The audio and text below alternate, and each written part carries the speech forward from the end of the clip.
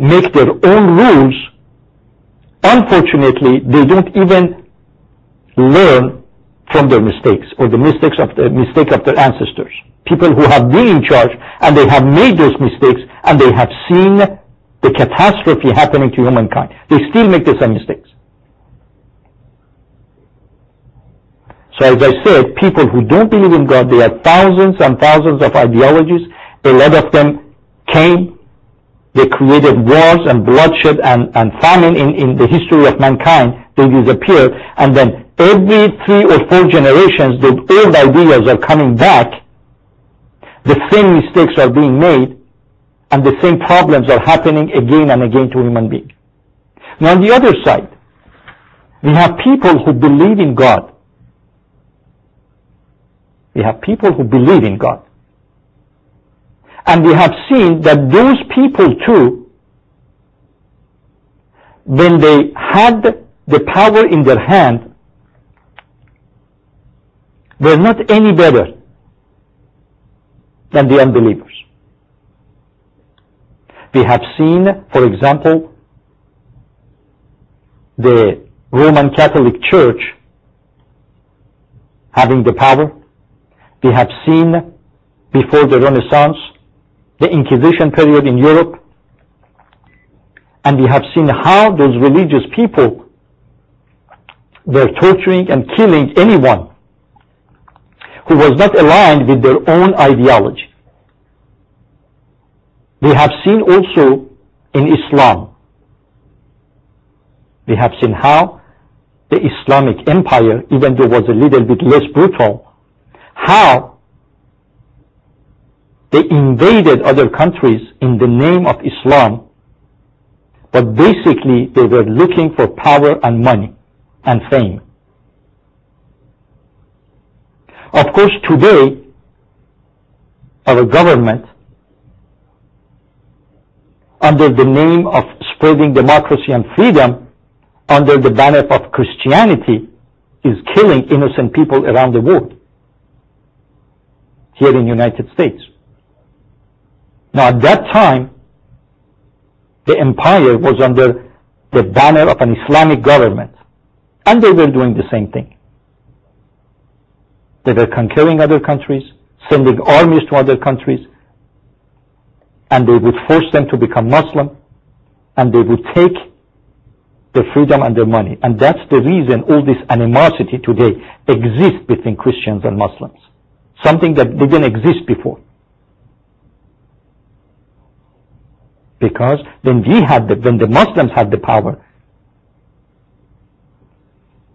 they misused it the same way the Christians are misusing their power today, brothers and sisters.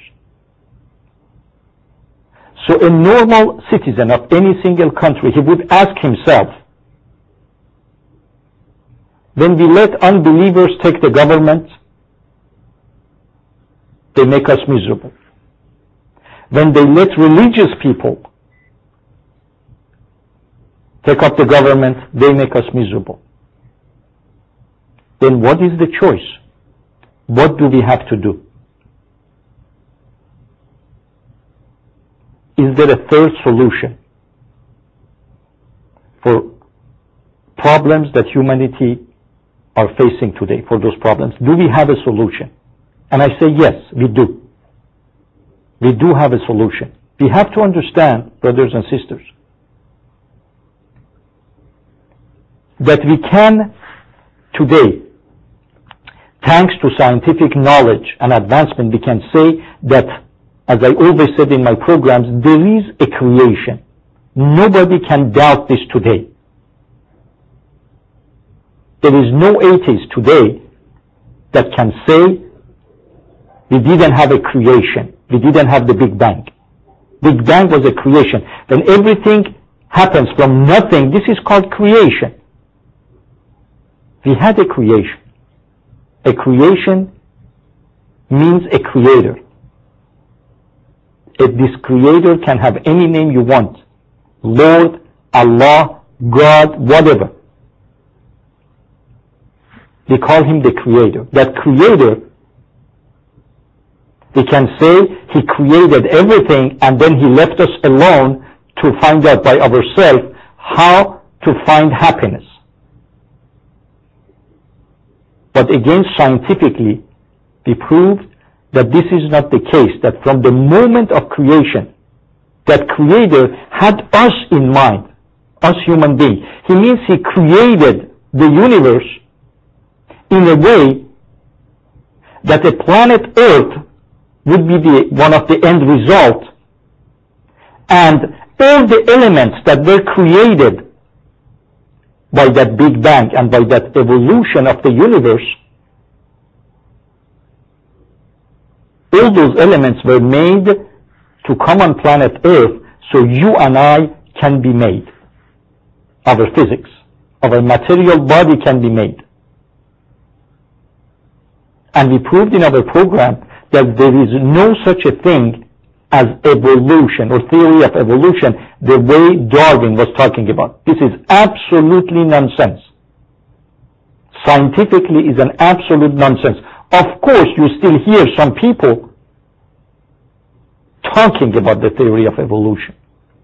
You still see a lot of articles in the major scientific magazine in the world. But do you know why? Because all those magazines are governed by Darwinists. If you send them an article that challenged Darwinism, they would never publish it. But if you send them an article, no matter how bad it is, defending Darwinism, it will be published.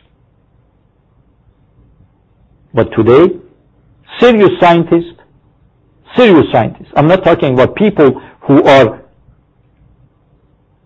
just stubborn about their ideology. It means the stubbornness are taking over their intelligence and their logic and their scientific logic. Of course, I'm not talking about those people. I'm talking about people who are honest in their scientific knowledge. They agree that there is too much complexity and too much intelligent design involved for this world to be an accident. Now, God created the universe having in mind the creation of human being. Now, if that Creator created us,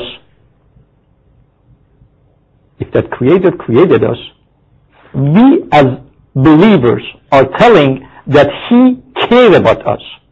He cares about us, and He sent prophets and books for us. As a Muslim, my job was to make sure to prove scientifically that the Quran couldn't be written by a human being. And thanks to Allah and His help, we found so many scientific ayahs and verses in the Quran that totally match what we know today scientifically, that it's impossible to say that the Quran was written by a man.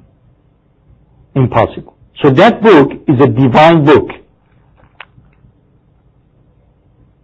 Now, if there is a Creator, and that Creator sent us a book called Quran, that means that we can find our happiness. Most probably, God has put in this book the rules, the laws and regulations and the discipline for us human beings to live in peace and happiness.